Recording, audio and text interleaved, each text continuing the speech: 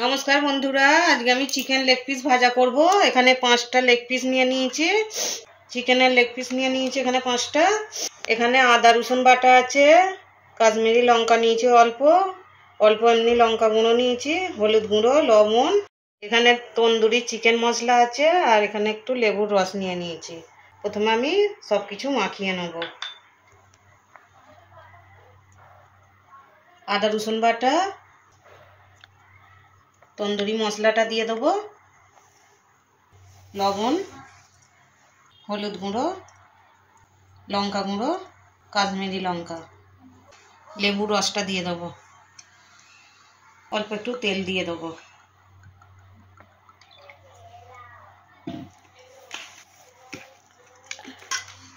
মশলাটা ভালো করে মাংসের সাথে মাখিয়ে রেখে দেবো।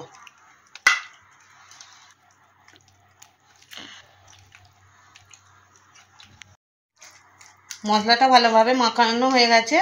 মাংসের সাথে 3 ঘন্টার জন্য রেখে দেবো। 3 ঘন্টা পরে ভাজলে ভালো করে মশলাটা ভিতরে ঢুকেও যাবে চিকেনের। বন্ধুরা, মাংসটা মাখানো ছিল, 3 ঘন্টার মতো রেখে দিয়েছিল।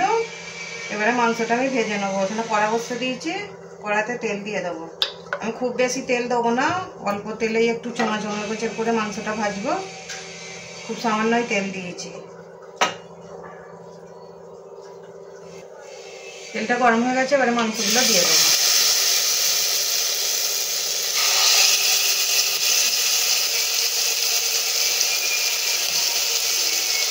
তেলটা গরম হয়ে গেছে, লেগ পিসগুলো আমি ভেজে নেব।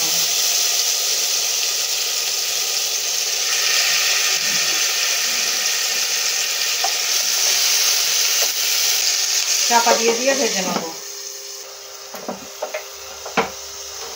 খুবই সামান্য তেল দিয়ে ভাজছি, তাই একটু নাড়িয়ে দিচ্ছি কড়াটা, তেলটা যাতে সব জায়গায় পায়। এই মাংসগুলো কাটিয়ে এক্সট্রা করে অনেকক্ষণ রেখে দিয়েছিলাম বলে মশলা ভালোই ঢুকে যাবে।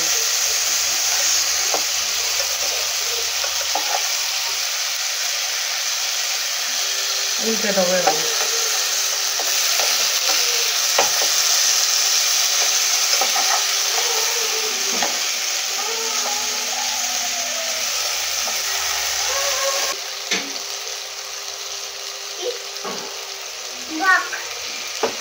আরো কিছুক্ষণ চাপা দিয়ে দেবো।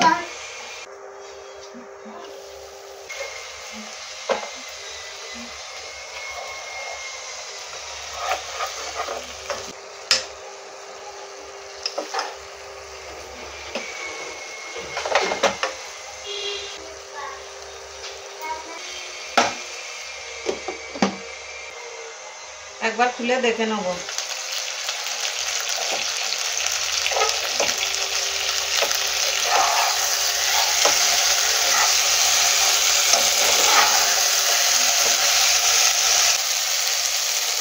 আরো একবার চাপা দিয়ে দেবো।